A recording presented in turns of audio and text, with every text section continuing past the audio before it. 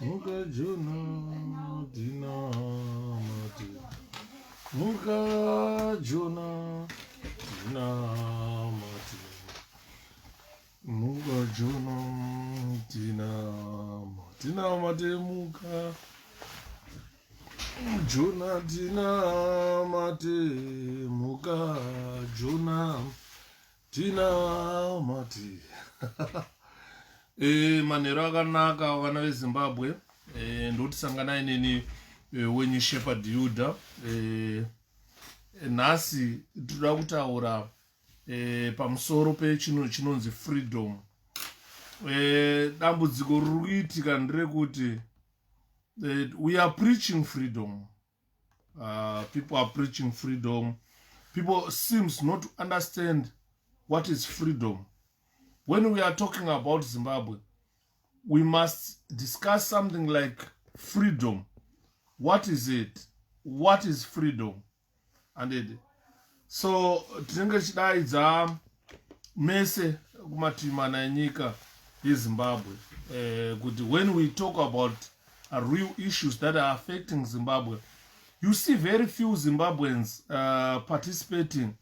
But ndamboenda pazimai ndichiteerera nyaya dzana maititi.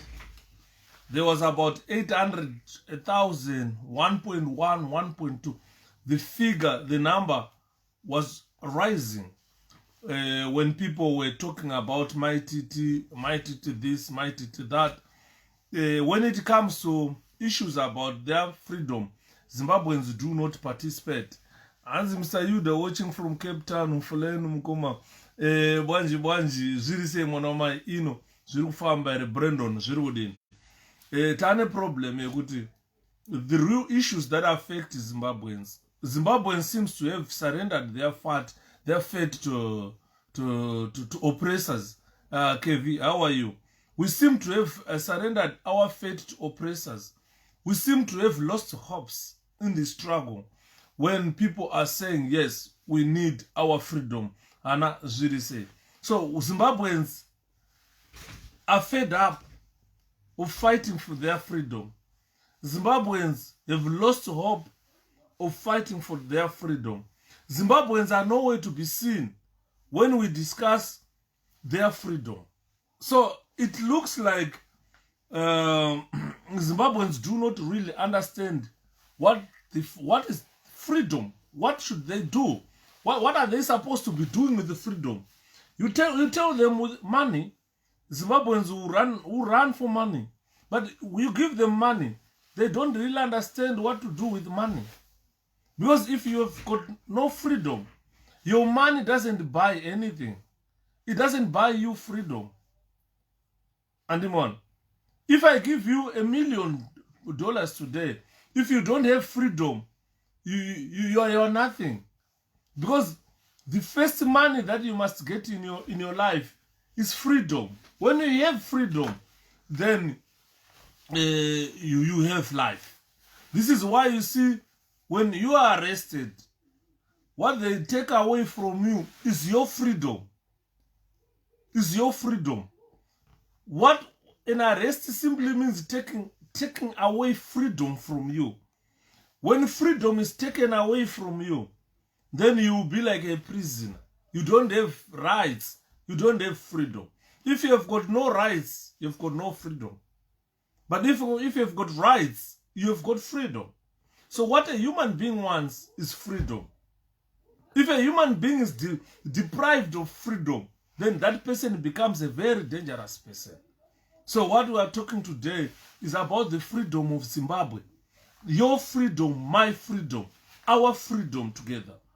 What are we doing to aim or to obtain our freedom? Because as long as we keep quiet and think this is Chamisa's fight, and think this is 𝗔𝗿𝗰𝗵𝗶𝘁𝗺's fight, and think this is 𝗙𝗿𝗵𝗔𝗐's fight, and think this is someone else's fight, then we are not doing favors to ourselves. I salute you for coming. Mapinda evangelists, Magadi, Regaitu salute. So what we are talking about is freedom. We need freedom as Zimbabweans. I was reading a lot about deployment of Zimbabwe soldiers in DRC. When they went to Congo, our soldiers went to fight for the Congolese freedom. Our children went to fight for other nations, another nation, the nationals of that nation to have freedom.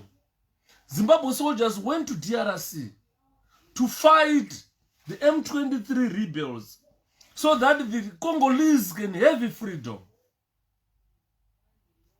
Saka ndonya yatotaura nezvayo. Zviri sei mukoma tinashe chimedza. Zviri kufamba here mwana wamai. Do we have freedom in Zimbabwe? No. What are we doing to attain freedom? We must be doing something.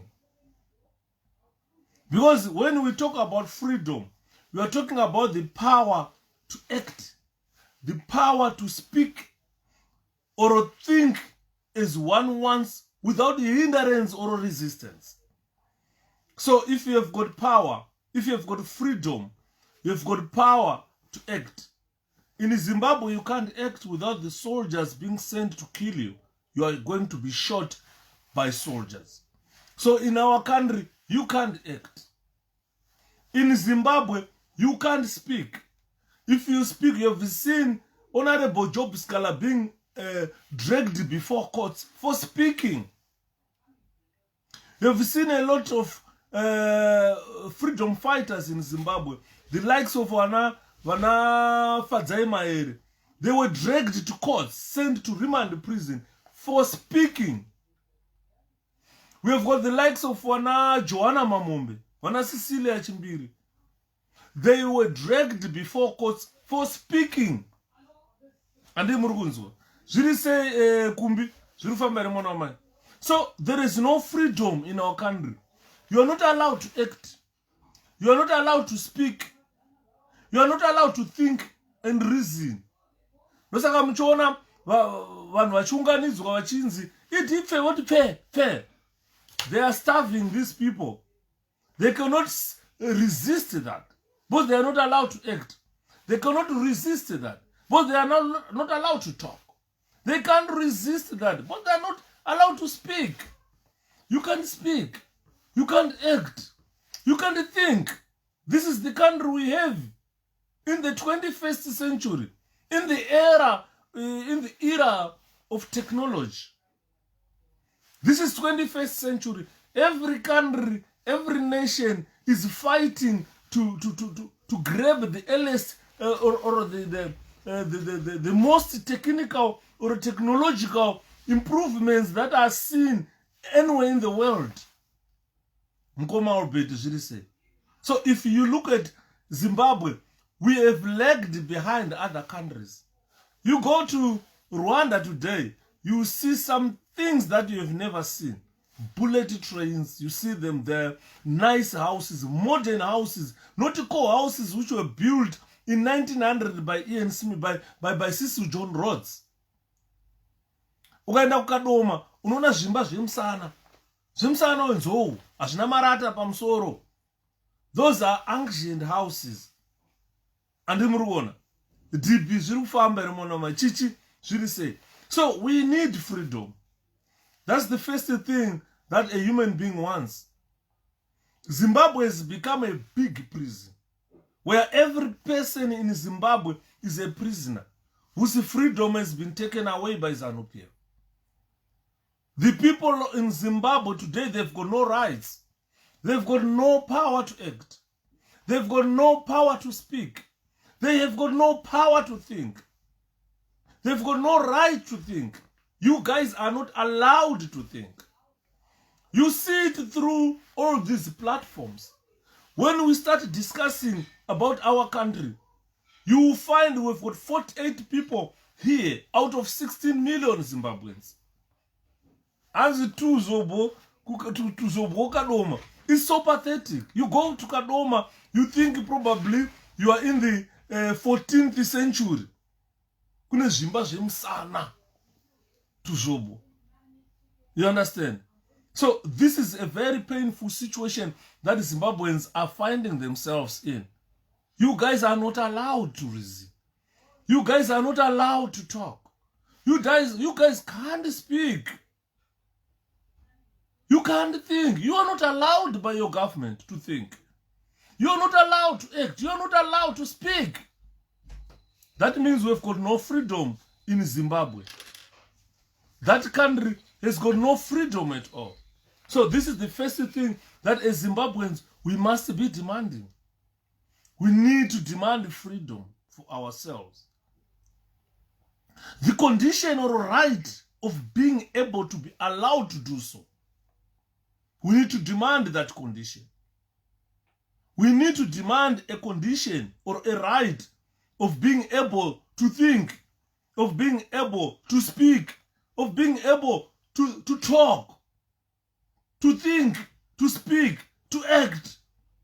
That right must be demanded by Zimbabweans. We should be allowed to do so. As a Zimbabwean, you should be allowed, we should be allowed to talk, to act, to think. The government has taken away those rights. That freedom has been taken away from us. Guys, ladies and gentlemen,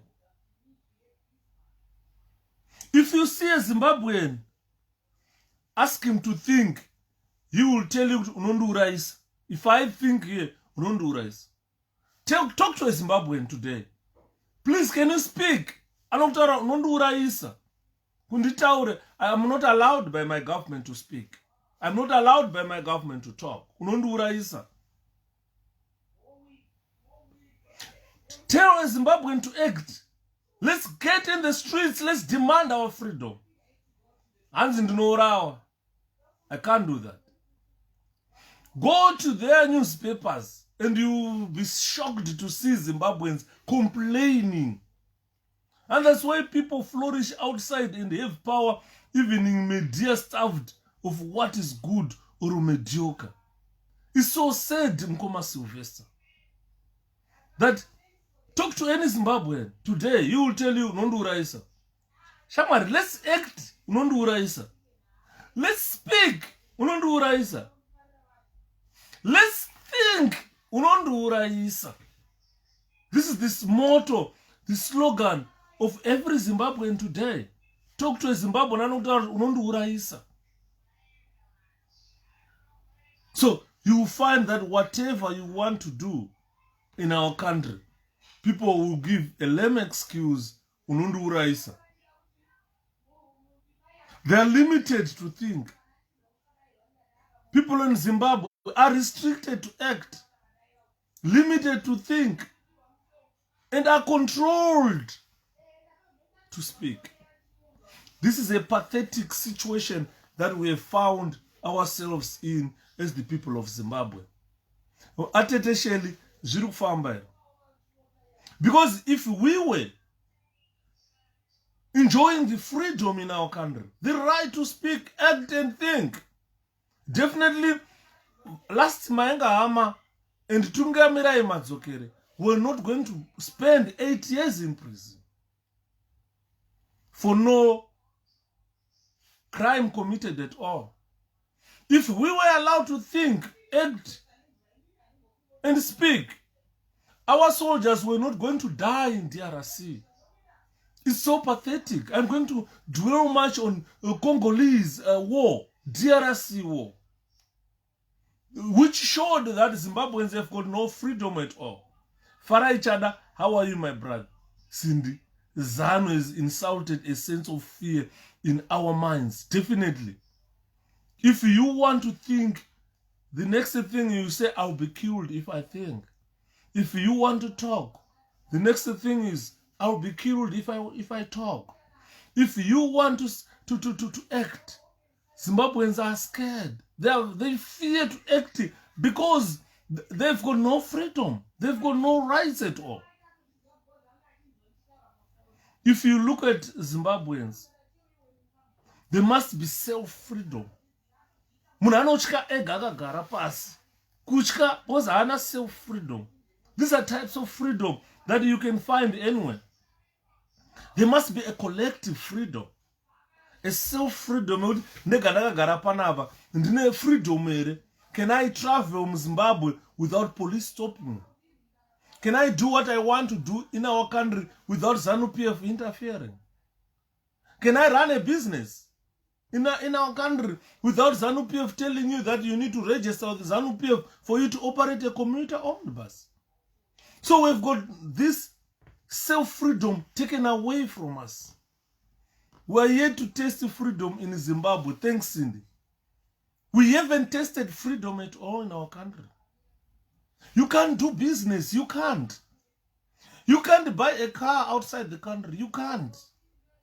You can't hold foreign currency in your bank. You can't. They will tell you, we will convert that to our liking. $1 equivalent to one bond note. So that self-control or self-freedom, you can't find it. If we think as Zimbabweans, we need collective freedom, no Zimbabwean will come forward to try and enforce collective freedom. So if you look at internally inside our country, we have got what we call a no internal freedom. Zimbabweans definitely lack freedom. They've got no freedom at all. When we go outside the country, we go to different countries like South Africa, different countries like England, America, Canada, where you enjoy less freedom because that is not your country. Zimbabwe, same with North Korea, definitely, Chichi. I agree with you. Progress, Nyamandi, how are you?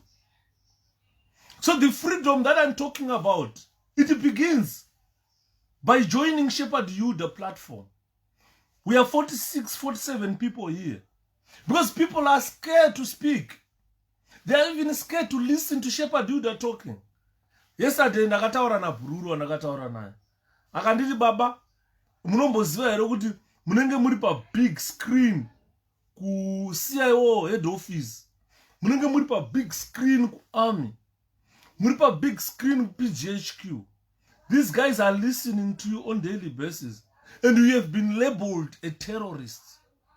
To the extent that Anzvana Nick Mangwana vakasvika pakunyorera ma British government could that guy can he be repatriated to Zimbabwe to face justice. They discuss me that they want me to go back to Zimbabwe to face justice. If you ask them what crime did Shepherd Yuda commit, they tell you that he exposed the election rigging. When I exposed the election rigging, I exposed the Mugabe's rigging. And why did they remove Mugabe? If Mugabe was a good person, Mukoma Humphrey, Shikomba, Zugudi, Nagasimba Monoma. Saka murkona trukutaura, could if you come to external or if you go to other countries, there is what we call lack of external freedom. Kana urumna UK, unogoshinzi uri refugee. There are other freedoms that you can't enjoy as a refugee. Kana murukuna America, murima refugees. There are other freedoms that you can't enjoy when you are in America if you are a refugee. So a lot of things, if you look at Zimbabweans, they never enjoyed external freedom. Kune ma restrictions munyika dzatogara. Zvokuti izvi hauitezvi. Une mabasa aunonzi ira ushanderi. You are a foreigner. So you find that external freedom in our country lacks. We lack external freedom. We don't have freedom at all. If you go inside your country, you lack internal freedom. You have got no freedom at all. You have got no self-freedom. You can't do business in your country. You can't do business in foreign country. Vandokuudza nyika dzinozoda uvhure bank account rakata ubvumirwi. Thank you, Mkoma Trevor, Amanda One. If you ask them, they are saying Shepherd Yuda committed a crime.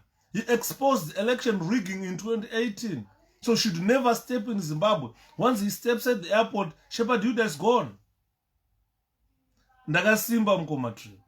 To them, they think exposing election theft is a crime because they are good at stealing. So you find that if we want to engage in collective freedom, we can't, because we are under restrictions. The government doesn't allow you. Naishamsika kuona nasi 𝗙𝗿𝗰𝗵𝗶𝘁𝗺𝗰𝘁𝘂𝗿𝗲𝗀 naishamsika kuona nasi ukaenda kuZimbabwe makomo ese arunamatwa nemapostori azere mapostori ari kunamata. Ukada kuvabvunza vegovernment, alright, machechi avhura akunamata. Tiri kuona ZANU-PF iri kuunganidza vanhu vachiisa statue yambuya Nandi. Saka chiri kutitadzisa kuita ma-by-elections ma-elections when people can gather in their thousands vachimhanya murodhi vachiimba vachigadzika chistatue. Chiri kutitadzisa isusu kuita by-election muZimbabwe because we lack freedom. You are not allowed to speak. You are not allowed to act. You are not allowed to think. If machechi ari kuvhura ari kunamata, vana vemasenunangagwa vari kuunganidza vanhu vachigadzika zvimastatue, chiri kutadzisa kuti muZimbabwe muite ma-by-elections because we lack freedom. We are not allowed to act. We are restricted to think. You can't speak. This is why you see people are scared even to demand those by-elections. They are running neka parliament kakatavhurwa nana munzoreo. You understand? Shane zviri sei mwana wamai. Ndokusarute. So we lack freedom in our country. This is why muchiona zviri kuitika. When I say self-freedom, I'll be referring to the ability. When I say self-freedom, I'll be referring to your ability to do something on your own for yourself. Are you able or are you allowed in your country to do something for yourself? If you build a house for yourself, the government has stopped issuing land to build houses. When people are being conned, nevanhu veZANU-PF vachitengeserwa land isiri yavo nezanu. Kana vakuuya vana vachitaura kuti pamakavakira panapa hapabvumirwe pawetland dzimba dzakupwanyiwa. The government has stopped building houses for people. If you try to build your own house, you are not allowed. If you try to act on your own, you are not allowed. You can't speak. You can't speak, you can't talk, you can't act. You can't do anything in our country. So there is no self-freedom. You can't do anything for yourself. You can't buy a car.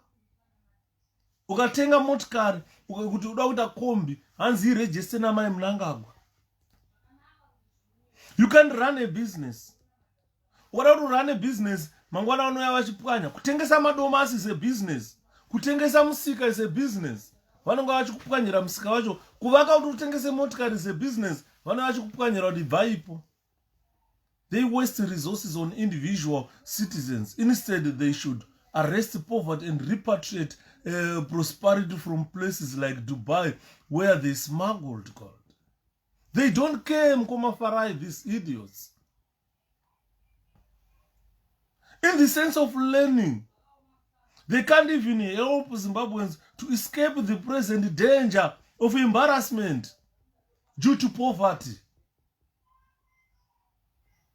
They are too ignorant. They don't have this passion to have a brilliant Zimbabwe, a prosperous country. They've got no passion to build a prosperous country. They've got no passion at all due to their ignorance. People are enslaved. The whole country is enslaved. It's so embarrassing. They've got no idea to escape the poverty that have ravaged the country. But they've got guts to engage the British government. Yudanga is a terrorist. Chinyanga is a terrorist. When people are talking. Andimona zvinorwadza sekuru big. This is something very painful. This is where I'm saying in Zimbabwe now we need collective freedom to fight for our freedom, to fight for ourselves. Because what I'm saying by collective freedom, become groups of freedom fighters, enjoy groups of people who demand to speak, people who demand to act. We must be demanding to act. And we must be demanding to think. Because this is what makes enslavement go. This is what makes a prosperous country. That we have got an informed population where people act, speak, and think. If you don't think, you don't reason, you cannot come out of this embarrassing poverty. If you look at the poverty in our country, it's so embarrassing.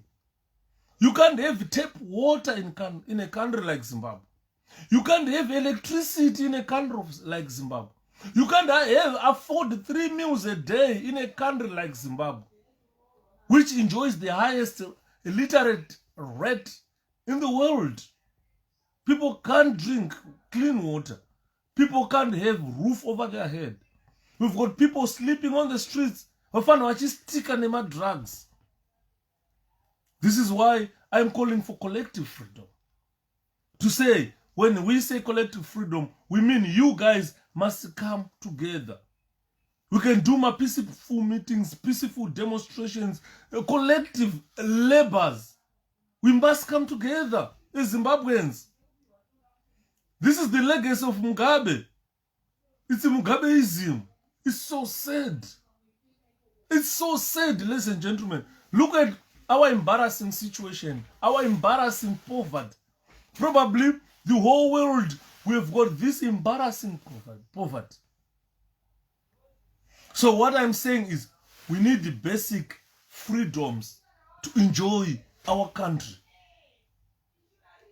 We need assertiveness, secretiveness, personal dignity. We have lost personal dignity as Zimbabweans. Ukada kuenda kuma platforms emaZimbabweans ndoba unonyatso kuona kuti we have lost personal dignity. Mumwe anenge achitamba akapfeka akabhurugwa akapendi, mumwe ari kuchupuka ari kutuka maititi, mumwe ari kuti zvisina kana kuunza chingwa mukati memusha mukati menyika. We spend our time discussing rubbish, nonsense things. We don't discuss bread and butter issues. Atiratidzane chokwadi. Kuti patira apa pakaipa wakomana is so embarrassing. The embarrassment, we used to hide the embarrassment. But now we cannot hide this embarrassment anymore. Because people were unknowledgeable. People didn't know much about what is happening in our country. I say thank you to an designer, to social media, who gave every person a voice. Really embarrassing. You cannot confidently say I'm a Zimbabwean because of ZANU-PF. We are so embarrassed to identify ourselves with that flag. Ukatona munhu achibuda palive yakakasa flag iro, unobva watoziva kuti uyo muZimbabwe. And ukaona tichisa flag it means we are proud Zimbabweans. My lives atinoona mazhinji auruwane iri flag auruwane. People are so embarrassed to identify themselves with that flag, identify themselves with their country. Ndoba unoona munhu atanza house patriotism, auna patriotism. Akazobvunza ngati, does patriotism mean I have to support ZANU-PF? To ZANU-PF, if you are patriotism, then you are ZANU-PF member. If you are patriotism, ndiyo unongoita kuti mbuyana ndamudzimu wenyika. Tiri vanhu vasingabatane ndo chokwadi mukoma Nelson. We don't have leadership. We have leadership, but we don't rally behind we leadership mukoma Joe. Idi nyangwe ukamupa chimbo natu dzakapuwa Mugabe, hapana chinobuda, ndo chokwadi. If we have got vanhu vari ready to speak, to think and act as Zimbabweans, then we will have a prosperous country. As we have today, we don't have that prosperous country because tine vanhu vasinei nekubudirira kweZimbabwe. Tine vanhu vanoda kudya ivo vasingatarisa kuti nyika yavakwa here, nyika yagadzirwa here. Ndakaseka nezuro ndichitarisa zvainzi achievement yaEmmerson kabridge kakavakwa kukarinda kaikai kukaranda, hanzi achievement iyoiya. Ndiri kuona here kabridge kavakwa kukaranda kasingapesane mabhasikoro, hanzi sena achievement ya term kubva 2018 kusvika 2023. Ladies and gentlemen, we are in trouble because we don't want to think. We are in trouble because we don't want to act. We are in trouble because we are just sitting on our laurels. We become lazy to think, act, and speak, which are core values of freedom. Ukadza munhu achita ane freedom, uri kufunga, uri kuita, muri kunzwa nyaya ndikutaura. Ukadza kuti une freedom, uri kufunga, uri kutaura, uri kuita. You are thinking, you are speaking, and you are doing, you are acting. Ndo zvatiri kutaura kuti izvozvo, it implies immunity. Once you have got freedom in your country, watoene reference yeimmunity yako.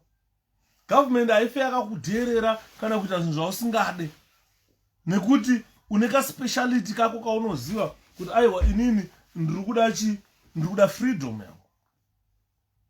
Saka kana usina freedom hauna chaunacho. Kune inonzi religious freedom yekuti vanhu munenge muchienda muchinamata. That is very important social freedom to the people. Ndakanzwa kunonzi kuRussia they've banned all the churches. KuRwanda they've banned all the churches. Ndakati I foresee Zimbabwe banning all the churches as well. Regai nditi nematambudziko ekufa kwaTB pataitaura panapa nyaya dzana magaya. Ndachitarisa what was happening in Israel. Kunenzi kuworo kwaenda wana magaya nebhegi vachienda vakatakura zvichemo zvenyika yeZimbabwe vachinonyondera mumatombo kuti hanzi this is God's mailbox. Saka zvinenge zvaakunobviswa zvese zvichishiredwa zvichiraswa. Iwo hausati wapindurwa munamato yako naMwari wako. Yudha vanhu vari kufunga asi vari kudzvanyirirwa nesimba revasingagone kupikisa. Saka hapana freedom ngoma wangu. People are not thinking. Because tikati vari kufunga vachitadza kufunga kuti how do we resist simba iroro ratisingakwanise kupikisa? How do we resist it? If we start thinking how to resist it, then takutsvaga freedom. As we are standing today, we are not looking for freedom.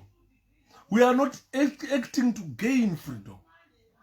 We are not speaking for everybody to really know that we need freedom in our country. Andi murikuona ndopa munozoona vanhu vaakutakura mabhegi vachibuda kuenda nawo kuIsrael vachinopakira mumudhuri kunyondera mapepa mumudhuri. Inini Shepherd ndonzi tora bhilo nepepa like this, nyora zvichemo zvako zvauri kuda. Mwari ndinzwe iwo, ndoda imba yekugara, ndoda motikari, ndoda chii, ndoda president akanaka, ndoda chii. Zvozadzwa musechero matuma masechero anenge akazara nezvichemo zvevana veZimbabwe zvononyonderwa mumatombo kuIsrael. Odzoka hake munhu otaura kuti haleluya moti amen, takaendesa zvichemo zvenyu kuIsrael. Muri kuti nhasi, do you think my guy general musastika nebhurongo general. Tikutaura about freedom today. whilst I'm discussing about freedom, I am saying, General, you are not allowed to think. You are not allowed to act. And you are not allowed to speak. This is Zimbabwe. This is Zimbabwe. Zimbabweans are not allowed to have freedom. This is what we are discussing about. And they didn't ban all churches in Rwanda. It's only 4 spiritual churches who juke people that were banned. All traditional churches are still functional. Thank you, 𝗵𝗵𝗶𝘁𝗄𝗿𝗲𝗀. Thank you so much. Machechi akata sevanhu vanotakura zvichemo zvenyu vakatakura musechero kunonyondera matombo kuIsraeri pamudhuri. Hanzi ndakusvisirai zvichemo zvenyu kuna Mwari. Hanzi nature was not on our side. COVID-19 yakavhiringidza zvakarerekera pfungwa dzevanhu. Zvakaoma 𝗵𝗵𝗶𝘁𝗄𝗿𝗲𝗀. Arimaona. Sometimes inenge ndakagara panapa, I have to be thankful to the Almighty God or the Almighty Allah that at least ndinekamuka freedom kandinako kwekuti ndikapinda mumba mangu ndine self freedom. I can engage a wider community. I can engage Zimbabweans. And don't worry, Commander, the General got his eyes on everything else. 2023 ichakaro nagiza. That's all I can say for now. And so a lot of freedoms that Zimbabweans are denied by their government. Munyika yekuti vana havabvumirwi kuva nemafreedom, vana muZimbabwe havakuri. Children should be given freedom to make their own decisions in life. Ndoda kuenda chikoro chakanaka chakati, baba ndiendesei, and the father is able to send the children ikoko. And the children will be supported by their parents to make such decisions. Hakuna women freedom. Women freedom. Like men, women have been created free and desire to live. Women should have their own freedom as well. Humans have need of their fellow creatures. And apana paunogara usina a fellow creature. Ukaona pamusha, unaona pane mombe, unaona pane mbwa, unaona pane mbuzi, pane munhu. These are fellow creatures that we live with them. The freedom of women is also, ukaenda kunana Islam, kune ma freedom anopuwa vakadzi, ma respects anopuwa vakadzi. Ukaenda kuma Christians, vane ma freedom nema respects avanopa kuvakadzi. Similarly, in our politics, we should enjoy such freedoms to women as well. Andiri murugona. Saka, trikutaura ma types of freedom that Zimbabweans are not even allowed to do. You are not even allowed to seek knowledge. Ukaenda zvikoro kuZimbabwe, maticha hakuna. Hakuna. So how are our children or the population going to acquire knowledge? How are we going to acquire knowledge? Kana musina maticha, musina chi. So you see that Zimbabwe, we lack a lot of things. We lack freedom. We don't have freedom in our country. A very good example of lack of freedom. Let's look at the deployment of our soldiers, Zimbabwe Defense Forces soldiers, deployment in DRC.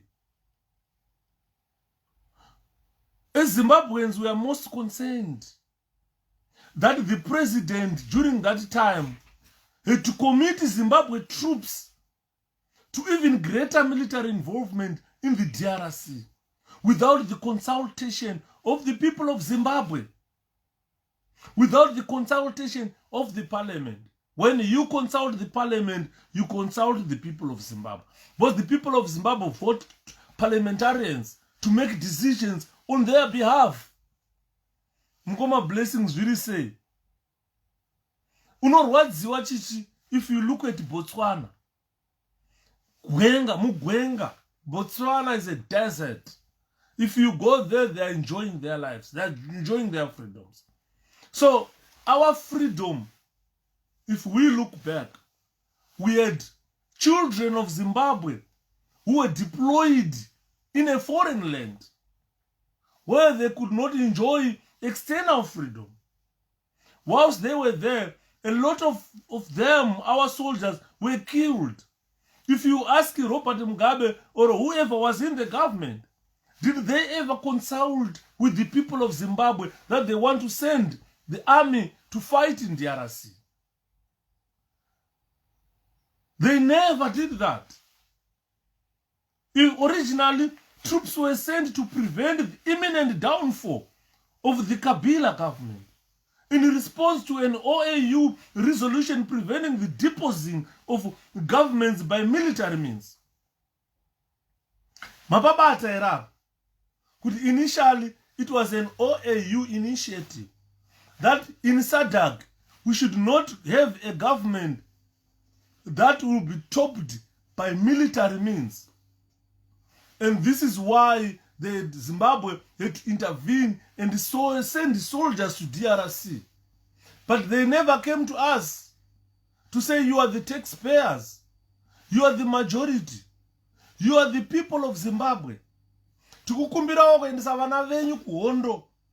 Vanhu veZimbabwe tovhota toda here kana kuti kwete. Because OAU they avoid, or it was preventing the deposing of governments by military means. This is why our soldiers were sent to DRC. Coming to that idea, the Organization of African Unity, coming to that idea, Hans Masura say Mgoma Yuda, everyone on the platform, thank you, Chisle, thank you so much. Coming to that idea that there is no government that should be deposed by a military means. 2017, we witnessed what was never, we witnessed something that has never been witnessed in SADC. Robert Gabriel Mugabe was deposed by military means. The same idea that OAU went to prevent in DRC. We saw it happening in Zimbabwe. People were killed in Congo. People were killed in Zimbabwe. And iwokamboona here vana mai vemadhongi vachibhadhako. Ndo zvinhu zvinorwadza chichi. If you think about those statements, zotaurwa nema army general, the people we employed, we entrusted with our military, they tell you that these are donkeys.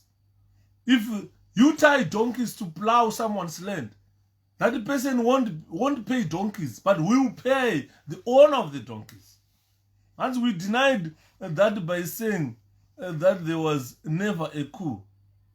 Mkoma blessing. Because the roads were closed.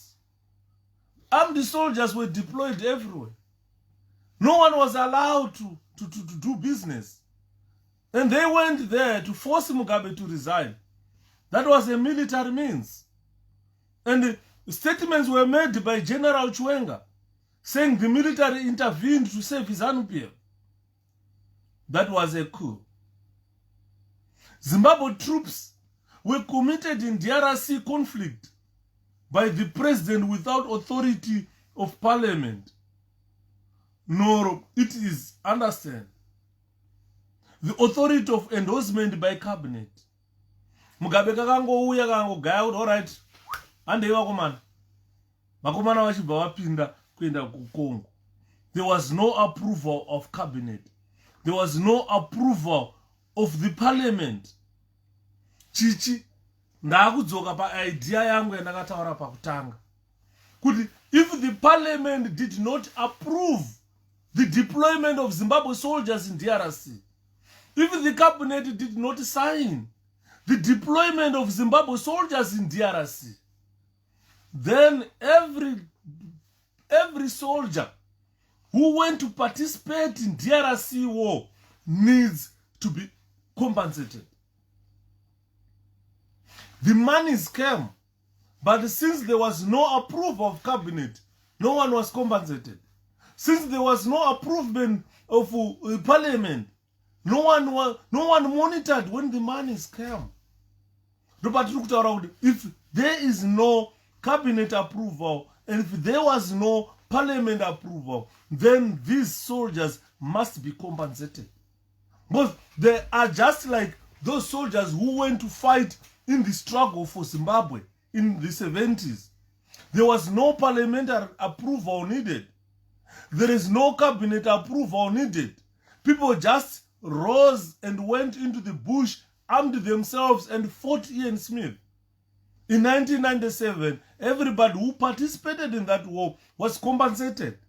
So I'm calling upon all the veterans of DRC that your situation is similar to the situation of the 1970s, where you guys require to be compensated.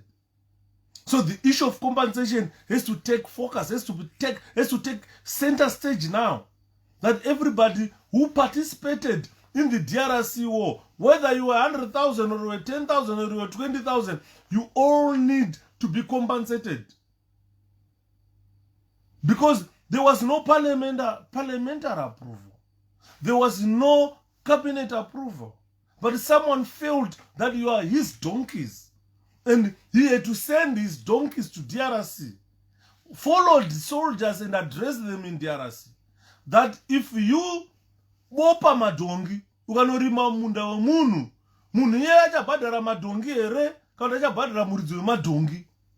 So it means muridzi wemadongi akaenda ku DRC was paid. But unfortunately, these donkeys think, these donkeys speak, these donkeys act, these donkeys have got freedom. So they are now demanding that kuti isu satiri madonga anofunga, madonga anoekta, madonga anotaura. Saka taakuda ku isusu tidyewo madonga acho anotaura iwayo. Chapa iwo what is due. Dongi racho unozotengera wani mishonga. Unozotengera kana sauti yekunanzva kana chikafu.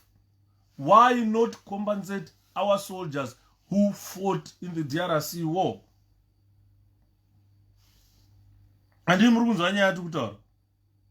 So we are concerned to know what exactly mandates have been given to the SADC and the OAU for actions concerning DRC. And specifically, the government should publish the exact number of soldiers who participated in that war. The government must publish the exact number of soldiers who died in that war. And the government must publish resolutions or minutes of the mandating meetings which were done by OAU and the SADC, our parliament and our cabinet. Those minutes must come out now. People need to see them. What was the agreement? What were they mandated to do? Mdara, take it easy. Life is too short. 4G, I understand that life is too short.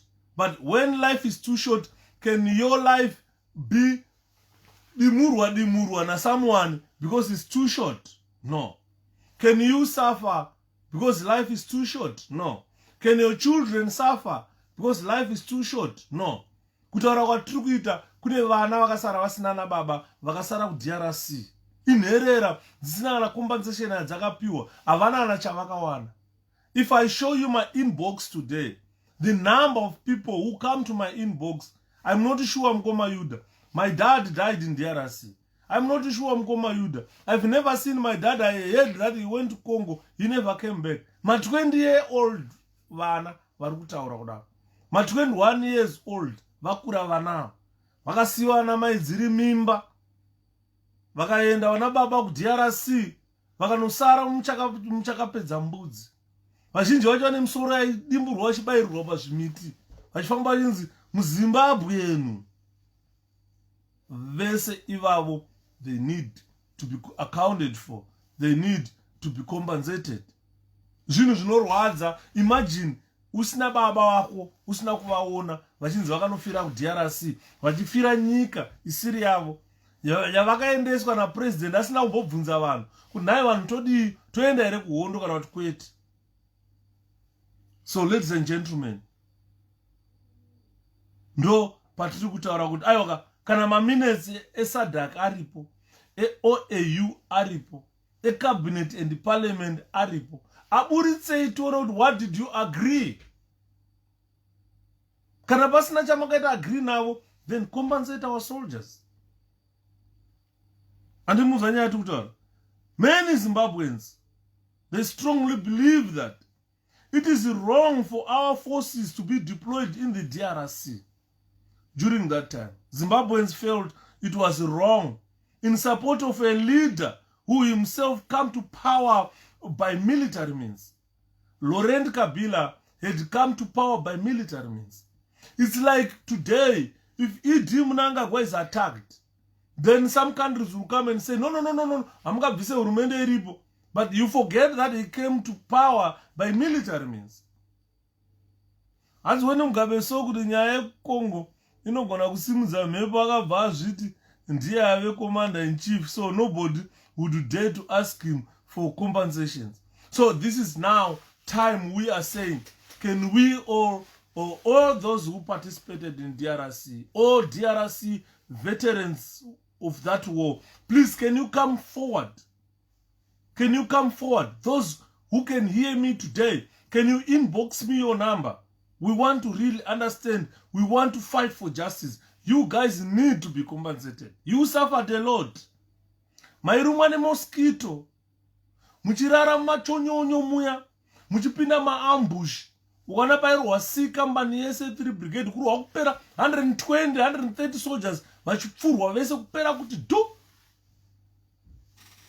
Asi mkoma yuda say nasi sorry nekukudzosera isure ko vakaenda kuMozambique vakazodi.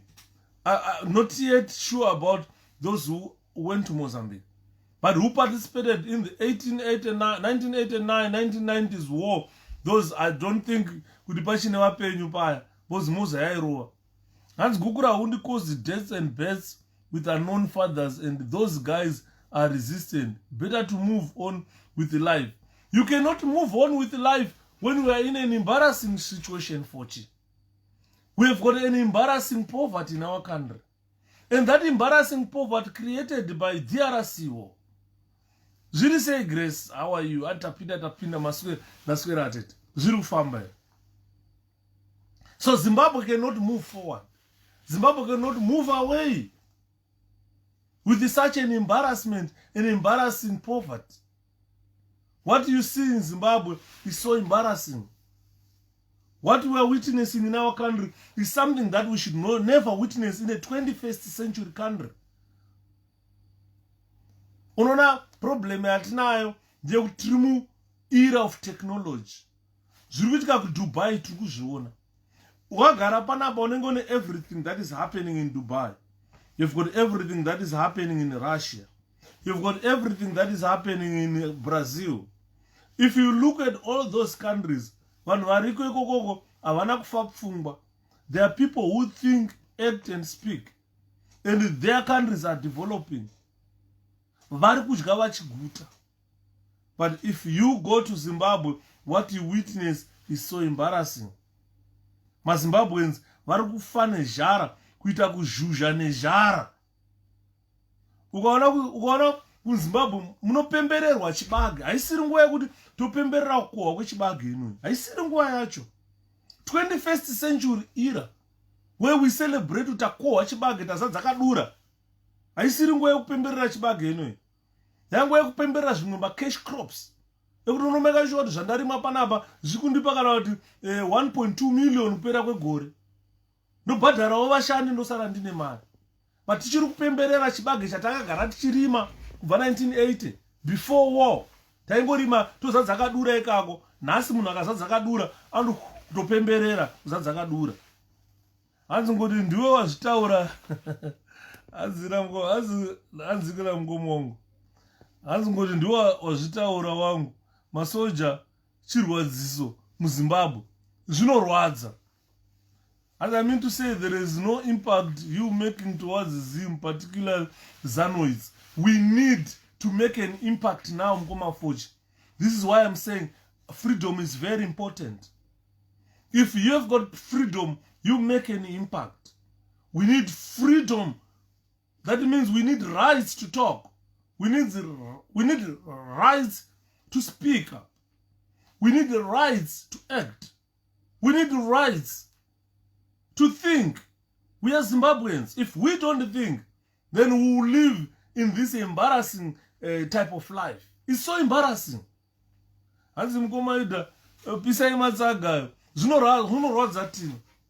Because it's so embarrassing. I am telling you, it's so embarrassing. If you go to Zimbabwe, end up Harare airport, it's so embarrassing. I was talking to a colleague of mine, 𝗙𝗿𝗲𝗀𝗃, Nas. She say, Mudhuri wese 𝗙𝗿𝗲𝗃𝗰𝗵𝗶 or the whole prison must be turned into a museum, Shepherd. Haisi tsvina irimo mujeri memwe. Mabhandari kufane TB. Kwasa walls acho hamuna takapesera kana kupendwa rini kana kugadzirwawo zvakanaka rini. So embarrassing. We are in an embarrassing situation. Give you zviri sei mwana wamai chipato. It's so embarrassing. So many Zimbabweans, we strongly believe that it was wrong for our soldiers to go to DRC because the president who we're going to defend is someone who came to power by military means. And I'm Dara, who are the authors of Zimbabweans' poverty. And we over-expecting a different answer from the same process of politics by merely removing ZANU-PF. So, I saw government ya Ian Smith Nandakura. I saw government ya Robert Mugabe Nandakura. ZANU-PF are the authors of our poverty. A good example, they started introducing corruption. Vachita zvana zvemakresida zvainzi makresida zviya. ZANU-PF yainyora kuti after 5 years we must achieve this and that and that. Vaisa ma 5-year policies. After 5 years, apana policy yavaizodzoka nayo kuvanhu kuti what we promised you takaachieve this and that and that. Because the economy was just going down. ZANU-PF people were looting vachitora mari kunoisa muma-Swiss bank. Pavakazosvika 1990, even Tekere chakataura akati hazvisi ndo zvatakanorwira hondo izvi. Vakatanga kunongedzerana muZANU-PF kuti nai kubawo kumunomira rini. When are you going to stop stealing? Vana mai Mujuru, a good example. Vaienda kunana Zisco Steel vachipiwa mari. Zisco Steel kusvika Zisco Steel yavhara. George Charamba, a good example. Aigara mubhodhi rePismas achipiwa mari kuma $16,000 kusvika wakuti ukaenda uri mucivil 7 uchida kunorapwa doctor yekuti top up iwo wakabhadhara mari yekuti kana ndarwara ndicharapwa. So you find who wrote the script of our poverty. It's ZANU-PF and its maladministration. Ndakaudza George Charamba ndika ndiwo wakaponda Mugabe iwewe. Wainyorera Mugabe maspeech asina musoro, proposa mapolisi asina basa. Vachinzi president vari kuzoita zvakati, president vaida zvakati, kusvika Mugabe apa asina chaaita. You understand? 1997, a very good example. Kuti nhasi unotaura nyaya dzema-sanctions. Makangano okuziva kuti 1997 kwakaprintwa $50,000 dzakabhadharwa about 600,000 people vachinzi vakatora part during the war. And mari iyoyo yaibva kupi? Where did that money come from? Ndopakatanga inflation yenyika, ndopakatanga this embarrassing poverty we have. Like 1997 was not enough, 1998 we intervened in a DRC war, which was not our war at all, which consumed all our resources. Kubva vanhu, mari, pfuti, zvese ndege dzakapera ku DRC. And when we went there, we were defending someone who got into power by military means, someone who got into power by a coup, military means. Hazviri sei baba mudiki, ndakasimba mukoma, muri sei? Tiri kudzvanya mukoma.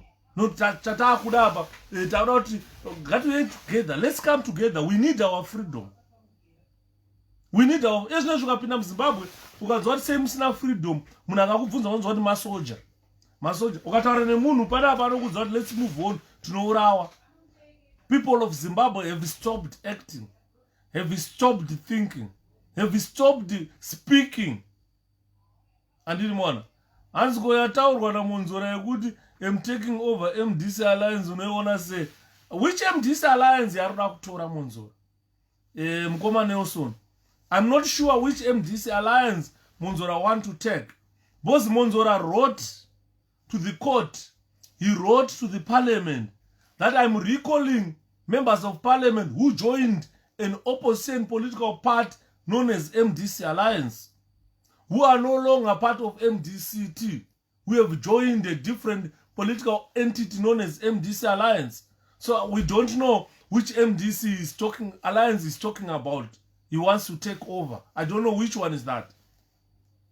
Hanchiangwa and ZANU-PF destroyed industries in Bulawayo. Yes. Mkoma Obiru yes, I get you, brother. There are so many economic policies that didn't achieve anything. So right now, the majority living under poverty datum line. So we are saying, Mkoma Obi Rusenza, we are saying the poverty, the embarrassing poverty we find ourselves in as Zimbabweans, it is an architecture of ZANU-PF. ZANU-PF wrote the script of poverty. We were reciting it without knowledge. Reciting the script of poverty. We are now in an embarrassing moment. As DRC was Mugabe and his close purpose benefits, yes. So this is why we are saying the monies are there. Those generals are building mansions. The blue roof was built. 50-bedroom house. Where did the money come from? This was the money that was supposed to have been paid to our soldiers in Zimbabwe. You know what's na soldier? They can't afford anything. Musoja ana imba kugara. A private ana imba kugara. A sergeant ana imba kugara. A major ana imba kugara. Unonzwa tsitsi kuona masoja eZimbabwe vachifamba apa life yako yese unongofamba nenjombo uchifamba neskin yenjombo kuti hiu yapera. Masoja ada njombo dzekunosonesa pamusika. Masoja ada makamaflaje rusa zvigamba zvasingawaniki muchiuto izvozvo. So we are in an embarrassing situation because we went to defend a man who came to power through military means. A man with a dreadful human rights record who was singularly failed to allow process of democracy in DRC. We went to defend that man. To the extent that even ambassador wake ku Zimbabwe benefited about $120 million US. UBZ. You know, RBZ. Programs avaipinda ambassador woku ainzi mwana uya woku DRC achidya mari yedu isusu maZimbabweans. Andi murikuona wanatasa human records yake Kabila, it was so bad. He refused democracy to be implemented in Congo. Andi murikuona hanzi munhu aasi mombe dia ndo chokwadi. Human life is not to be taken for granted. With no justice, you can't move forward because all the souls are not at peace at all.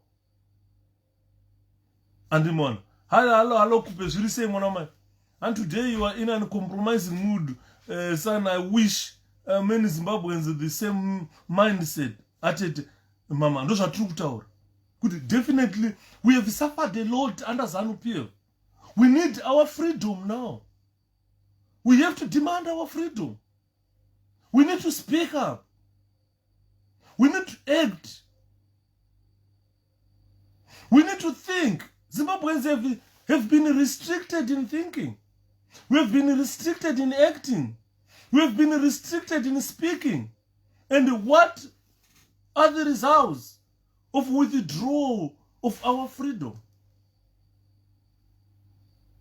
Today, we are in an embarrassing poverty. Unoziva ndaitaura nemumwe bhururu wangu. Akatanga achachema achitaura neni. Akanga ari manager kwa OK. Aipuwa motikari yake, aipuwa company car. Aive ne company house. Vana vaendeswa ne OK kuzvikoro zvinodhura. bhururu wangu achimanager okay.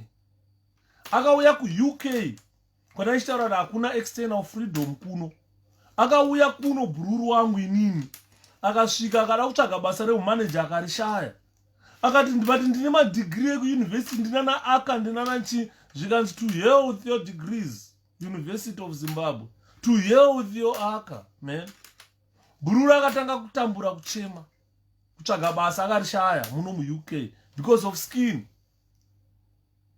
Kutaura kwandinoita ari kushanda mukare home maari kugesa chembere achipiwa 9 pounds an hour.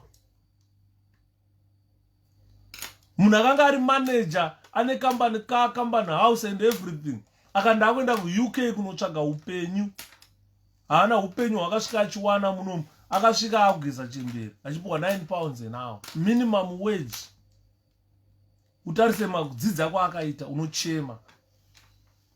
Nabhururu wangu akanga ari headmaster kuZimbabwe akauya muno makanzi haukwanise kana kudzidzisa kana kuticha, you can't.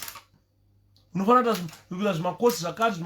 Akatanga kunwa doro nganopenga atoona kuti life yangu has been doomed. We have been pushed into this embarrassment neZANU-PF because we can't speak.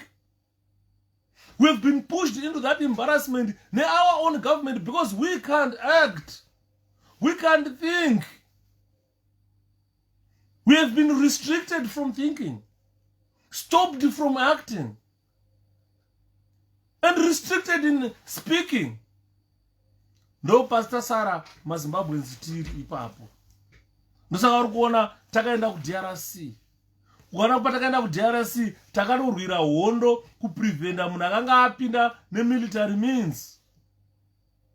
Kuti akuti asabviswe nemilitary means, iye apinda nemilitary means. So we intervened in that war. And what were the results? That war got us into an embarrassing poverty that we are in today. Ndege dzemauto hatisina dzakapera kudonha ku-DRC. Mauto chaiyo chaiverwa hondo akapera kupfurwa kupera kufa ku-DRC. Futi dzimwe dzakasara mukongo, masango, mathickets. Zimbabwe has got nothing today because of DRC war. It's so embarrassing. It's so embarrassing. If you look at Kabila after he came to war, he has got a dreadful human rights record, that guy. To the extent that vanhu vakasvika pakuti Kabila ngaapfurwe. He was shot and killed by his own people because of his dreadful rights. He failed to allow this process of democratic government to take part. He didn't allow that. To the extent that the Congolese decided, oh, why can't we kill this idiot? And he was killed because of a severe human rights abuses. And those abuses are still continuing today. They continued during his son's reign. And his son's influence in today's government are continuing. And those type of abuses have been transferred from Congolese to our country. Zimbabweans are suffering. Chiwenga and ED, they've got a severe human rights abuse. They've got a dreadful human rights record. A good example that I always refer to, 1 August 2018 shooting. That is a severe human rights abuse record. 14 January 2019 is similar to Kabila's record. So you find that if you are physically abused in a country, what are the results? We flee Zimbabwe. We go to different countries, Canada, America, United Kingdom, where you are restricted on external freedom. You are a foreigner. Unema marights ausingabvumirwe zvausingabvumirwe kuita munyika dzevatorwa. Saka hapana freedom yawakaenjoy. Some people never enjoyed life since they were born.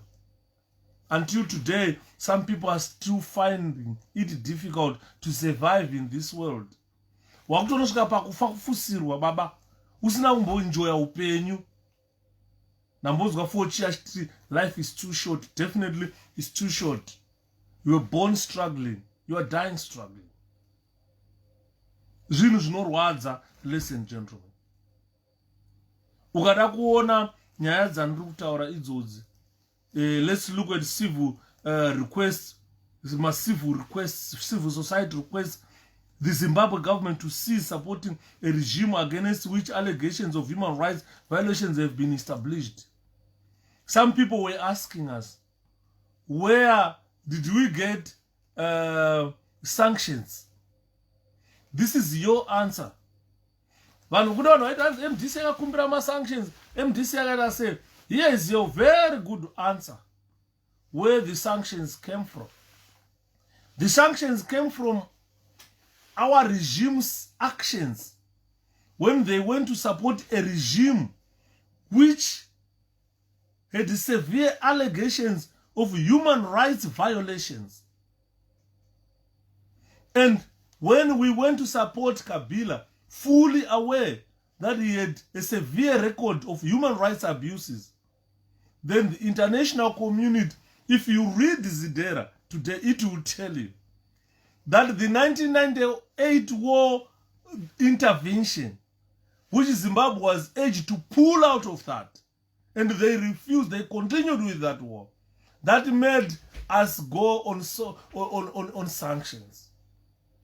Countries stopped extending credit to us because we were using the money to go and sponsor a war where severe human rights abuses were being reported. As TB Joshua left $10 million that should be returned to the poor, he robbed. Shataura about TB Joshua Karanda kupedza. Adidi murugona. So this is another reason why Zimbabwe was slapped with the sanctions. Because Zimbabwe went to DRC to fight on behalf of a person with the severe human rights abuse records. And Zimbabwe were told by those countries that extend credit to them, can you pull out of that war? Zimbabwe refused. But there were people benefiting out of it. As a result, we were put on targeted sanctions. That included our own record back home. Because Namibia, Havana, some sanctions, Wana Botswana, Havana, some sanctions, but Isusu, Takavatan, Zingaba sanctions, because we had our own human rights abuse records from 2000. Zimbabwe, so Zimbabwe, during that time, it could not afford a military adventure. DRC is a very big country. Zimbabwe and 5 million. That means even the number of our army, number 60,000 soldiers. But we went there to try and cover a country bigger, 5 times or 6 times bigger than our country. So we were understaffed. And what happened? Tikakowewa, vanhu vakasara muDRC. So without a mandate of parliament, without a mandate of cabinet, Zimbabwe troops are were now deployed in the eastern portion of DRC, and which could result in a greater number of casualties, as I have mentioned here. That DRC is probably 5 times bigger than Zimbabwe, or 6 times bigger than Zimbabwe. This is why you see we couldn't cover the whole country, and we had a greater number of casualties and enormous financial costs in that war, which created the poverty, the embarrassing poverty that we are in today. And the people were concerned about the lack of transparency in the business in disclosing exact number of Zimbabwe casualties. This is why I am saying the Zimbabwe government now, 20 years down the line, must now produce a report. They must tell us the exact number of the casualties in Zimbabwe. So this is another demand that we are putting forward to Zimbabwe government. That please, can you tell us, be transparent, tell us exactly how many Zimbabwe soldiers died in DRC. Because the records are there. This was a regular army which was deployed in DRC. And the records are there. Who went where? And where are those people? So we want to know what number of soldiers died in DRC. We want to know what compensation did you give to the families and those surviving members who participated in DRC. So whoever participated in that war, please, it's high time to come together. Terrorists, it's better for you to be named terrorists whilst you are demanding what is due to you. Boss, Ansbad Zimbabwe, muchapinda remi. Mgoma farai. Ndabotaura wani pakutanga mwana wamani. Ndikati kutaura kwatiri kuita Zimbabwe government for the past 6 months. They've been fighting Nana Niki Mangwana. Vachitaura British government that Shepherd Yuda has become an internet terrorist. Please, can you repatriate him to come to Zimbabwe to face justice? Because I am telling them that it's a high time Zimbabwe soldiers, those who suffered in DRC, who got nothing, come up together and demand what is due to them. And it manzwa Obi waseka ere hanzi mchapinda ere muZimbabwe Obi wabva aputika nekuseka ndogara ndichitaurira vanhu kuti problem regai nditaure futi ndichiti kuvanhu veZimbabwe hongu kuZimbabwe ndichaenda ndatopedza kuZimbabwe ndichaenda hanzi makutorema kurema. Thank you, Mgoma Fats. So you find what I'm saying here, that I am calling upon all DRC war veterans, or the veterans of DRC war, those who are still serving in the army, those who retired, those who were dismissed, and those who deserted, that this is high time. You guys must come together. Nyika yeZimbabwe haisi nyika yemunhu. Kana vakakwanisa kupa compensation. Kana vakakwanisa kupa compensation kuvanhu vakarwa muhondo yechimurenga, vakanga vasina contract yakanga vakasainirana, and they came up with a figure of 50,000 each. That means they must come with a figure that is reasonable to pay all those who took part in DRC war. We've got a lot of people who died in DRC, whose children are suffering today. Their bodies were never returned back to Zimbabwe for proper burial. So what I'm saying is, their children as well and families, you are welcome to make sure that we turn the heat on these people who send our soldiers without parliamentary approval, without cabinet approval. They were just sending our children to go and die in thicket without the proper machinery. Takataura na commander akataura kwa Shepherd, takatozopesera tapuwa mari na Kabila, tikanotenga ndege ku Russia, ndege dzeZimbabwe dzarohwa dzapera. We lost property. We lost money. We lost lives in DRC, to the extent that the surviving people must be compensated. But if you manage to compensate those who fought during the 70s conventional, guerrilla, why can't you compensate our boys and girls who died and some who 𝗔𝗿𝗰𝗵𝗶𝘁𝗺 in DRC? So we want to demand justice in the DRC case. We believe the people of Zimbabwe, they've got a democratic right to decide. Or during the deployment time, Zimbabweans had a democratic right to decide whether the military intervention in DRC was justified. To me, that war was never justifiable. To me, while appreciating the need for peace in our region, the need to restore peace in DRC, we were not supposed to have gone to intervene militarily And we all understand that Laurent Kabila came to power by military means. He was never voted, Laurent Kabila. And for us as Zimbabweans to go to DRC and defend him, that was a big error that we made. And that error costed us our dignity, our decent life. Today, we are in embarrassing poverty in our country. So this is why I'm calling upon all the soldiers who participated there, that can we continue to be in this embarrassing moment, in this embarrassing poverty? That poverty must be stopped. And the way to stop is to confront this regime and tell them that, please give us money. If you don't, then we need to take action against them. But they are not supposed to monopolize power. They are not supposed to monopolize us. They must justify why we went to Congo. And they must justify why they are not paying soldiers. A very good example, during the Congolese war, there was a bank opened in Zimbabwe, right, the First Bank. Mari dzema soldier dzavaipiwana na Kabila to compensate our soldiers dzaiuya dzoiswa ku First Bank dzoconvertwa into marubbish zvimadhora zvisina basa. Masoja aizoya opuwa zvimari zvisina basa.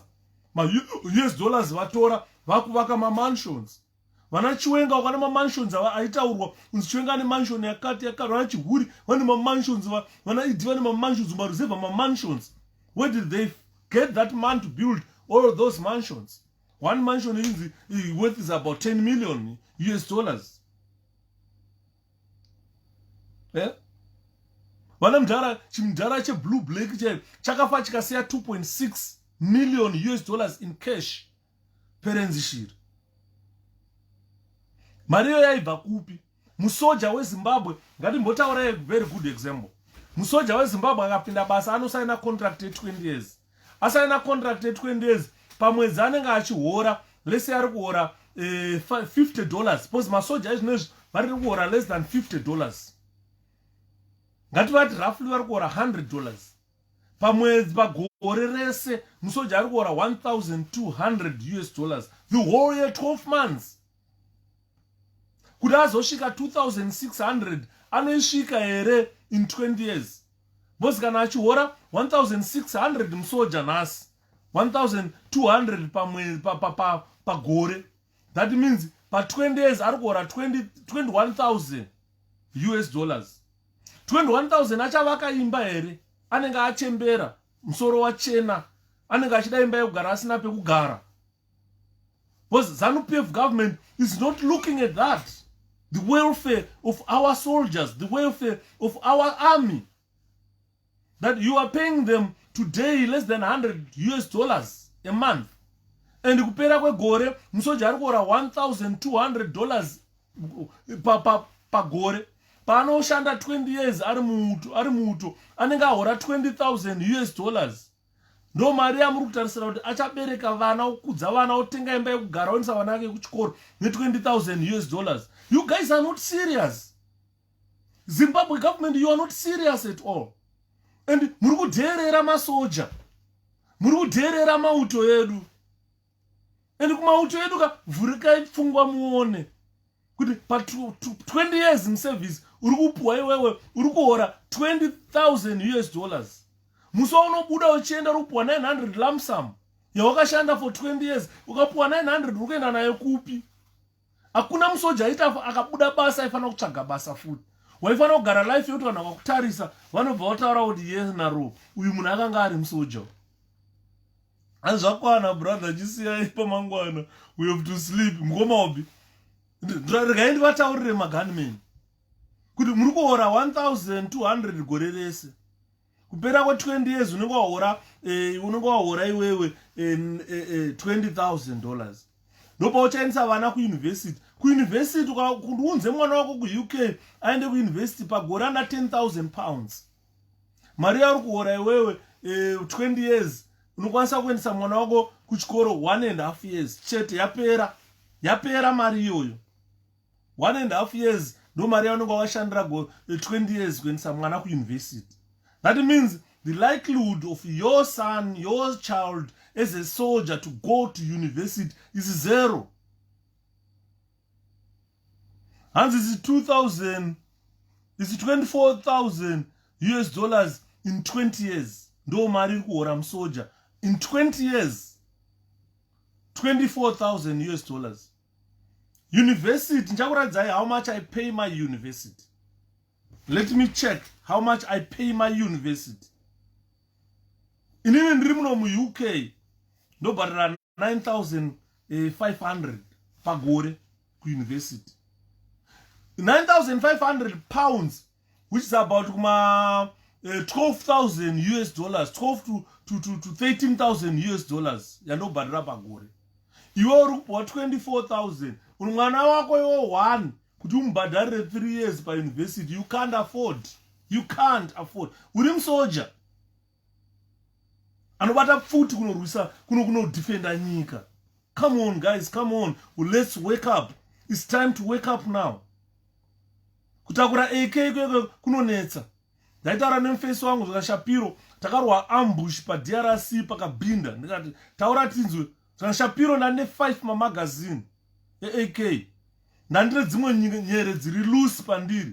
Handaiti kana handaiti ndika shifta position so ndikarova kurura Shapiro no shifta position ndichidzosera fire Shapiro. Magazine aiti ka empty ndobvisa ndokanda. Ndasina time yekudzosera mpochi. Ndakasvika pakuti za 5 magazine ikapera. Ndikasimuka Shapiro ndakakrora se Shapiro ndikanosimuka ndabuda mukilling range. Handakasiya sango richinhuwa ropa. Uchitasa maZimbabweans akafa kuti kata mazimba. Andakasimuka Shapiro ndikatiza ndikarowa pasi. Ndakabata pfuti isina magazine. Handakapesera ndakoikanda musango ndatoona kuti iri kutondiremera ndichakwanisa kumhanya nayo pfuti. Ndoenda nayo kupi? Ndakutondiremera pfuti. Haina magazine, haina chii. Andiriona. That is not a joke. Kanzwa nyaya dzokutaurwa nakomana wakaenda kuDRC. That is not a joke at all. But some people joke with that. Some people don't take that serious. You don't see the need of compensating our soldiers. You don't see the need of paying our soldiers mari yakakwana. Tikataura hanzi taama terrorists.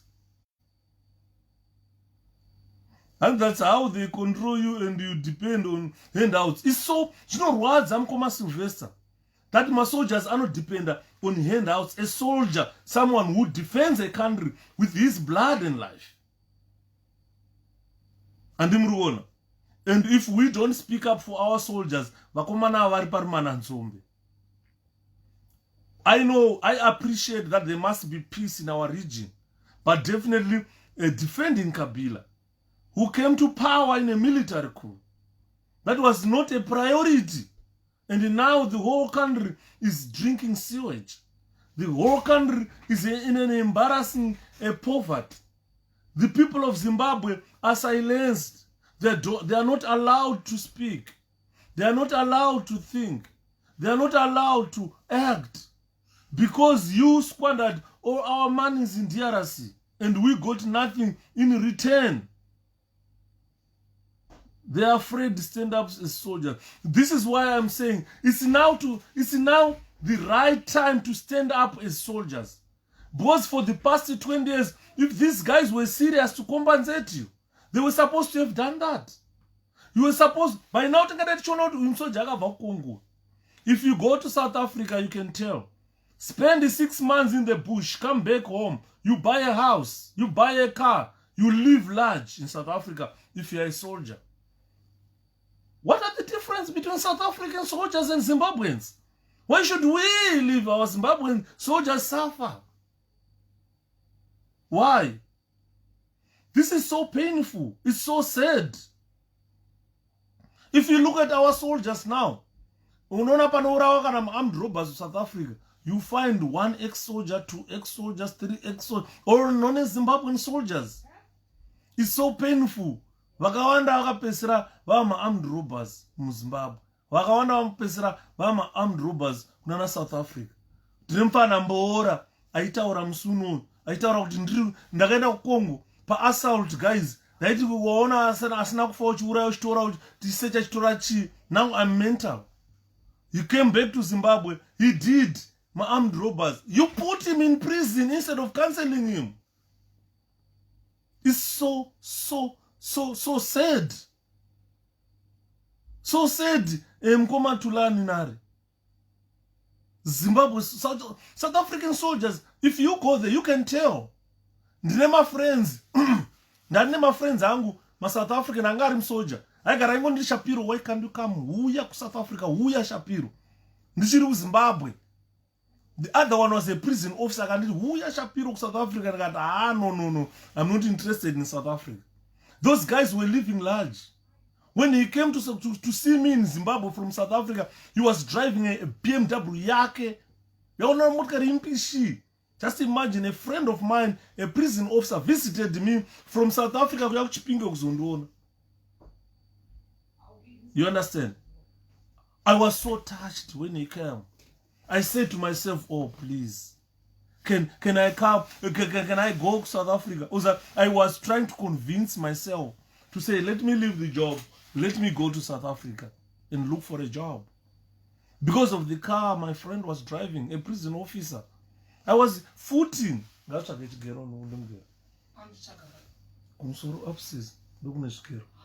because I'm busy to gather info because time up I don't know.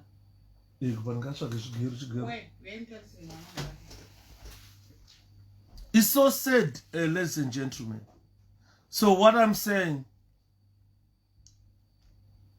as Zimbabweans who were peacekeepers in other countries, we went to DRC to fight for Laurent Kabila.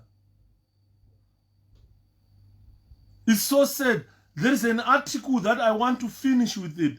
It's very unfortunate, guys. I'm going to finish early because I've got something to do. I know this touches a lot of Zimbabweans. So if you look, there was a fighting between the government of Joseph Laurent Kabila.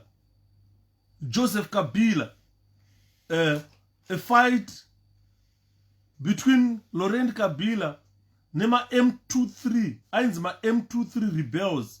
And this fighting has been raging on for quite some time.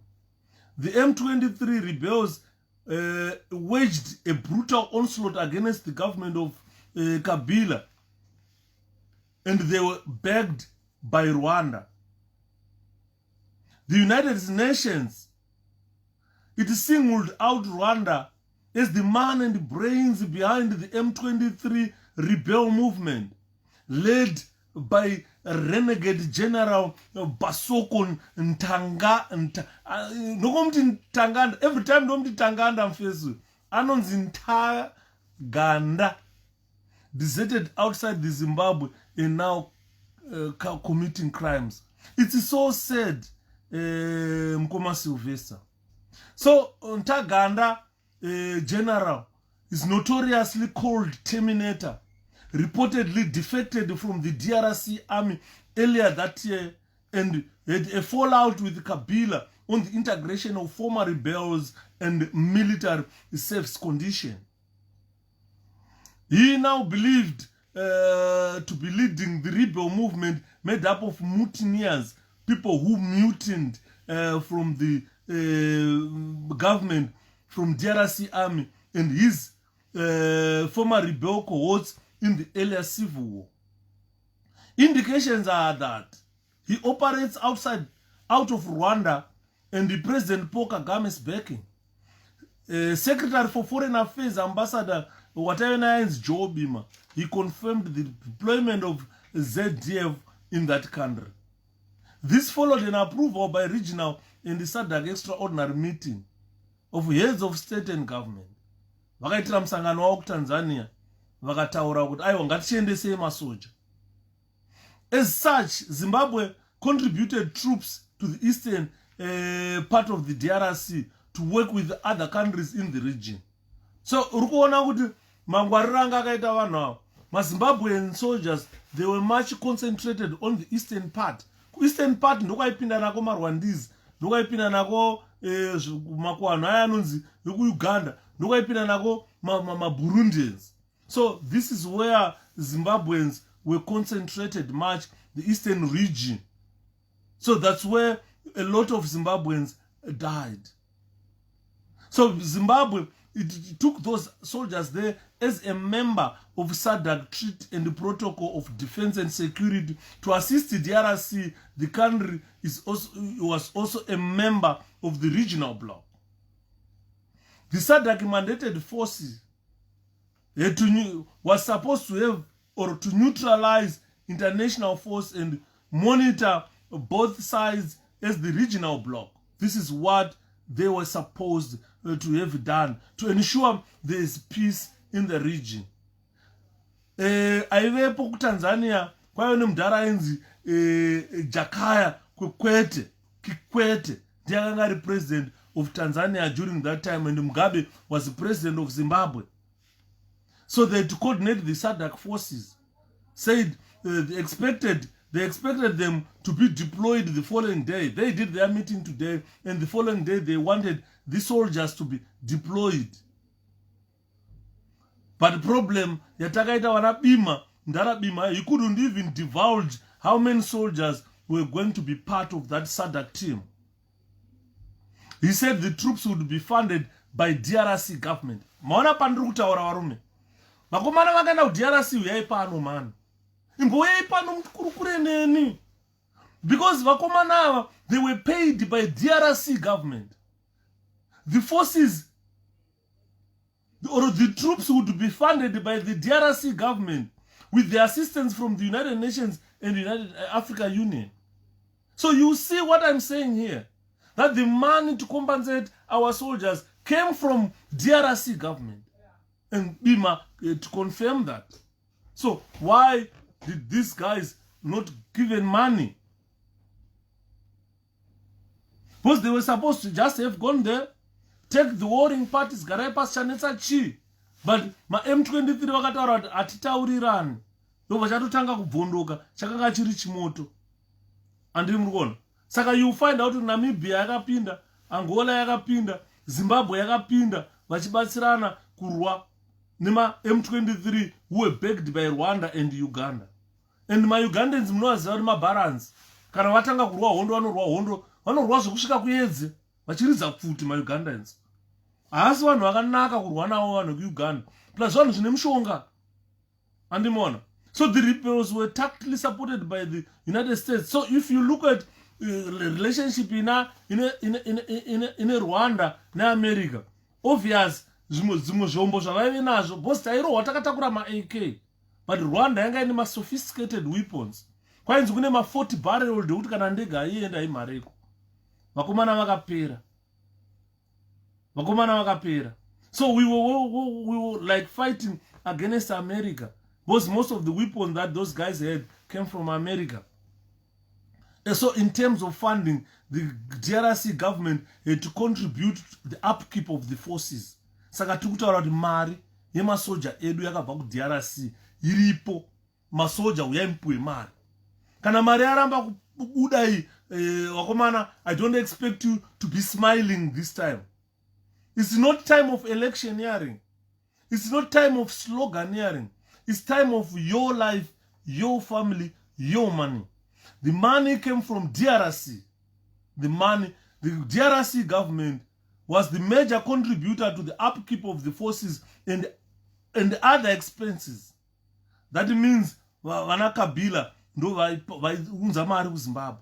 So Defense Forces Director of Public Relations aivepo ainzi Mugwisi ndiye akabva ataura akati ndo zvapo taakuenda.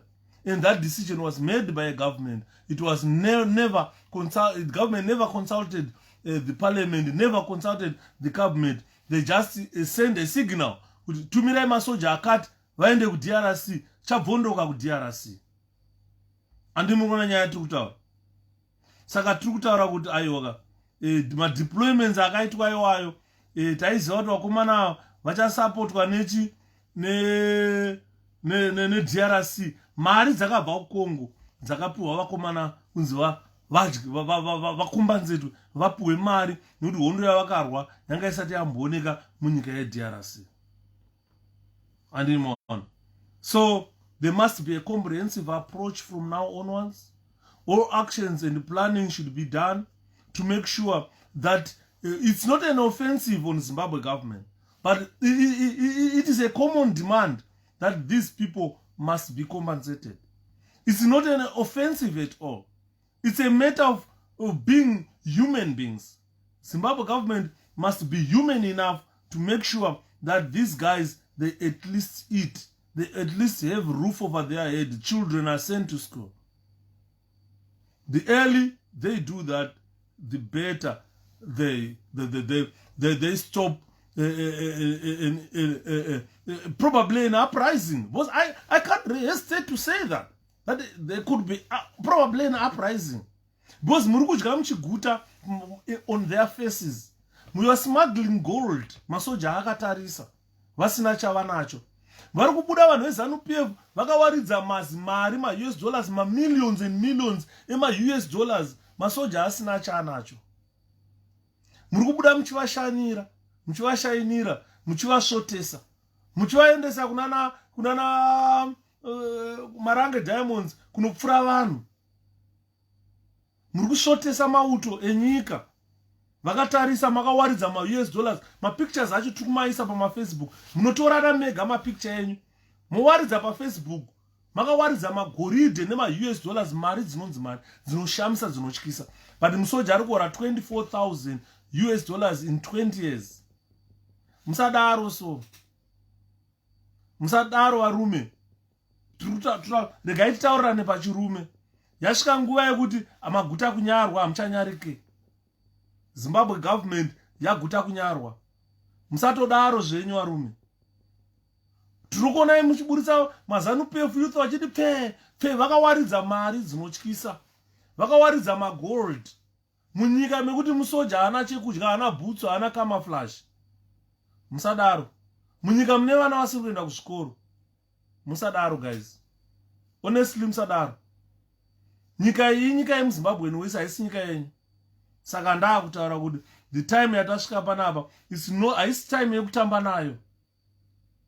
Haisiri time yekutamba nayo. Ya time to confront you. Ya time to make sure you understand the language of Zimbabweans. Because you have been understanding the language of burial. It's no longer the language of burial now. It's the language of Zimbabweans who are speaking. I'm talking on behalf of all the soldiers vakaenda ku DRC.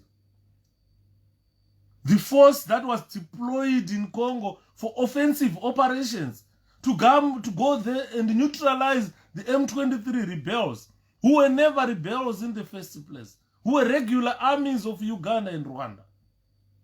This is the time that an order should be issued to every soldier who participated in that war, whether you are still serving in the ZNA. How much are you earning? Let's interact, guys. Let's sit down, let's talk. We need compensation for you guys. Vana venyu vadye, vana vaende kuzvikoro. 20 years down the line, apart, tatakanyarara tichiona. We thought Zimbabwe government ichanyara, but haisi kunyara zvachose.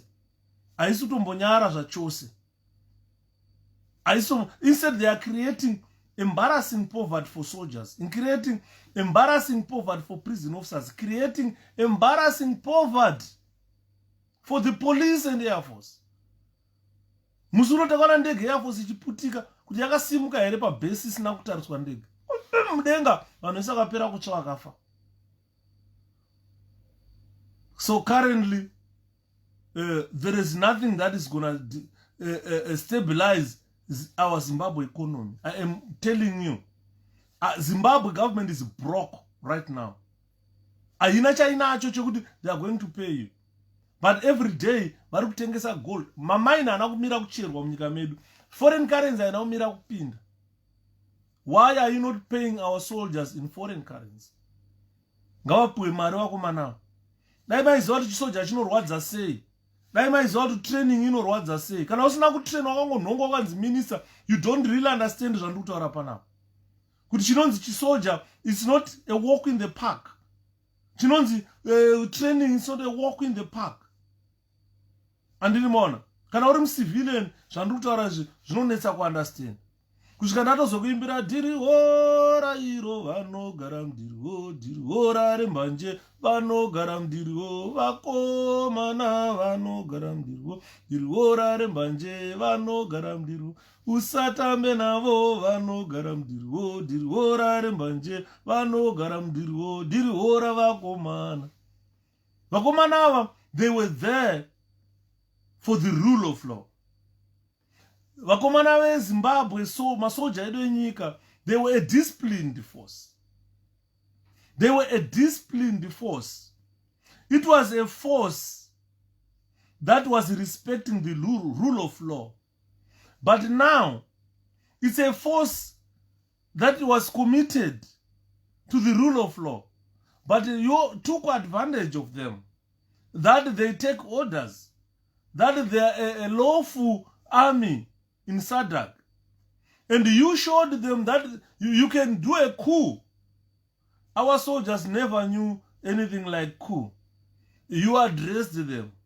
And murukuderera mautu. No mashoko angu ekupedzesera. Ekuti madhara andikuona aya arikumasquerade as our government. Murukuderera mautu. Most of you are civilians. You don't know how people suffer when they went to DRC. Most of you, madhara chacha takaenda hondo ichimurenga, vakatanga kuzoona hondo kuKongo. Vazhinji havana kumbopinda kana mucontact nguva dzehondo. Saka chandaona apa chiripo nchekuti muri kudherera. You are trying to create a conflict. When you create a conflict, then you go on to abduct our soldiers, go on to abduct our people. You are recruiting the youth militias, carrying out killings, maiming people, and numerous forms of exploitation that you have used against our soldiers. This must come to an end. Ndokupedza kwandakuita zvangu. Ndiye region yedu SADC inofana kuenjoy peace. And ZANU-PF, you are a destabilizer of peace. Your operations have left Zimbabweans completely shattered. You have put us in a severe poverty, embarrassing poverty, that if you go to South Africa, armed robber. So, ladies and gentlemen, it's high time we should say enough is enough. I salute you all. We have enjoyed all this presentation. I'm not going to smile because I'm talking a serious issue. Freedom of the people of Zimbabwe. People of Zimbabwe must be allowed to talk, speak, act. You guys are you're amazing. You are amazing. And Amira TB Joshua Mkoma Brendo. Let me bring ya TB Joshua mangwana. Bozi nyaya ndaverenga papa wenyanonzi Magaya vachichema. Zvikanzi TB Joshua was a spiritual father. And kuenda kwamaita matisiya pachena. Andinoona. Handada kuya ku Nigeria ndikanyimwa visa. Saka munoona zvatotaura kuti zvimwari zvenyu zvamuona mata zvika izvi. These gods you pray, guys. Namatai mwari ari kumusoro kudenga imi. Chimiraiwo muone kupera kunoita masimba ezvigodhi. Because mwari kana vashatirwa vanoita sekuda kwavo. Saka tinongoti kuna TB Joshua, rest in peace. Rest in peace Ndara. I think kwave kudenga kana aenda asvika kudenga akuona reality kuna Mwari kuti alright kana ndaitamba nezita raMwari ndo nguva yandasangana nayo nekufesa reality. So I say to TB Joshua, rest in peace. Zvinganga zvavo zvasara muZimbabwe izvi muchaona kuti zvinovhurwara sei. Zviri kuvhuvha izvi zvovhurwara sei. Zvichechi zvezvo zvokolapsa zvodonha manje. Andimona.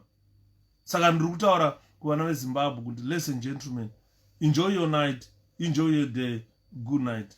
My name is Shepherd Yuda. Ndotenda.